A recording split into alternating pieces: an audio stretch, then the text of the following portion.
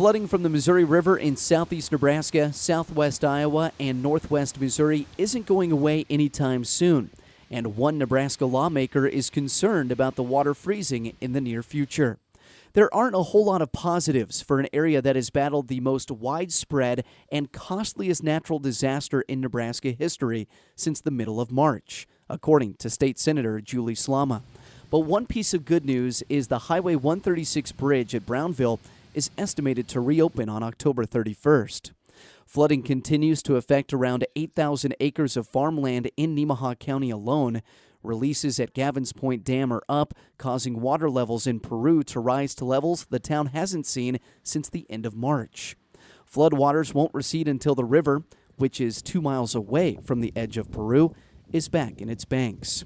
With cooler temperatures approaching, Slama, who serves Peru and all of southeast Nebraska in District 1, is concerned about the water freezing. She says Peru would be lucky if the water recedes before the end of December. When the water freezes, it'll compromise the already affected farmland underwater.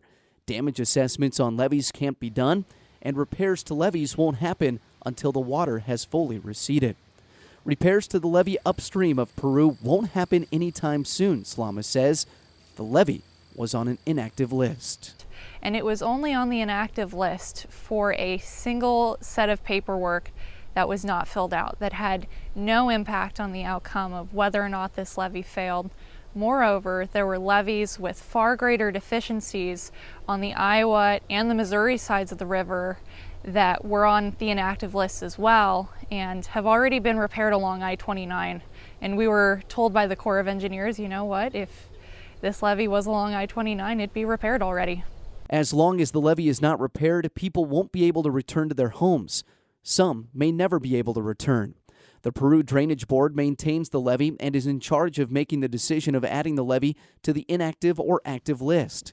The board works with an annual budget of about $25,000. Slama is working with Nebraska Governor Pete Ricketts, the federal delegation, and Corps of Engineers to try and get the Peru levee fixed. She plans to introduce a resolution in the upcoming legislative session to rewrite the Corps of Engineers manual, the rule book they operate by in terms of releases upstream and coordinating measures downstream, to prioritize flood control again. The last time the manual was adjusted for flooding was in 2004. They were asked to prioritize wildlife management and habitat protection over flood control.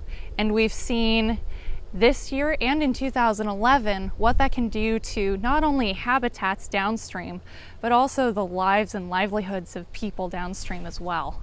So I will be introducing a resolution to ask Congress to change that manual back to the pre-2004 directives. Slama says she will continue to bring attention to the ongoing natural disaster and will fight to get the resources people need to get back to business as usual in southeast Nebraska.